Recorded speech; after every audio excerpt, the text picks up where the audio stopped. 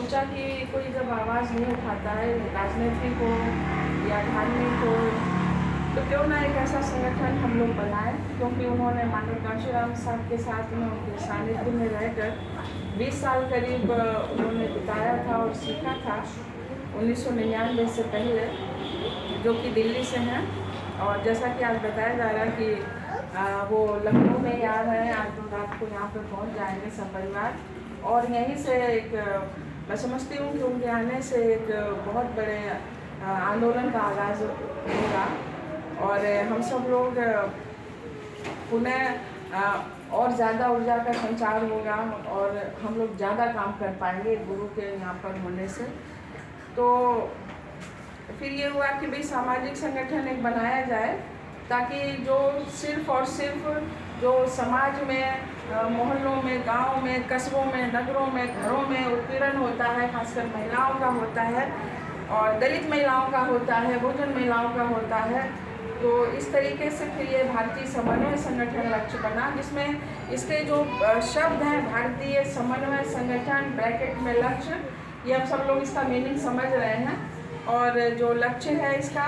कि भाई हमारे जो जितने भी कॉन्स्टिट्यूशनल जो राइट्स हैं उनको हमें मिलें, हमारे बीच में भाईचारा और समानता पैदा हो, स्थापित हो और पहले तो हम इकट्ठे हों सामाजिक रूप से, इसके बाद हम जो है राजनीतिक रूप से भी हम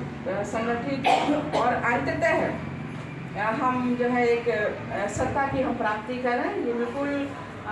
करना ही पड़ेगा लास्ट में। तो हम अपने लोगों को, बहुजन समाज में जो हीरे हैं, जो महिलाएं हैं, बहनें बेटियां हैं, युवा हैं और जो शायद बहुत अच्छा काम कर सकते हैं, उनको हमें ढूंढने का प्रयास करना चाहिए और गांव-गांव, घर-घर जाने का प्रयास ये संगठन कर रहा है। और अभी बहुत सी चीज़ें बताई गई इस संगठन के बारे में कि कैसे कैसे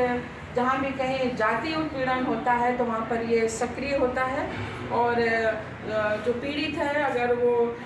दलित समाज का है, ओबीसी का है या गरीब है, तो उसकी एफआईआर नहीं दर्ज होती है, उसका मुकदमा दर्ज नहीं होता है, उसको जाति सूचक शब्दों से बेइज्जत करके थाने से भगा देते हैं और थाने में भी वही धागा पहने बैठे हुए हैं, लाल पीला और तिलक लगाए, वो सामंतवादी की चारधारा के प्रतिशतात्मक जो व्यवस्था रही है उसी सोच के लोग आज भी हैं संविधान के बाद भी।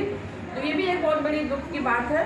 तो ऐसे लोगों की संगठन ने अपने संगठन के पावर से, शक्ति से ऐसे बहुत सारे सैकड़ों ऐसे केस हुए कि एफआईआर वगैरह दर्ज हुई, जो पीड़ित महिला है या पुरुष है या बेटी है हमारे समाज की, उसको न्याय दिलाया गया। और जो बहुत से ऐसे अपराधी थे, गुंडे दबंग थे, जो अपने एरिया में उनकी अच्छी खासी दबंगई चलती थी। इवन जो प्रेजेंट टाइम में जो गवर्नमेंट चल रही है उसके वो कहते थे कि मैं उसका आदमी हूँ। तो ऐसे लोगों को संगठन ने उनको जेल में ठूसने का काम किया और एक साल की जमानत दे दी। तो इस केस में बहुत ज़्यादा लखीमपुर में बहुत ऐसे केस हुए, सीता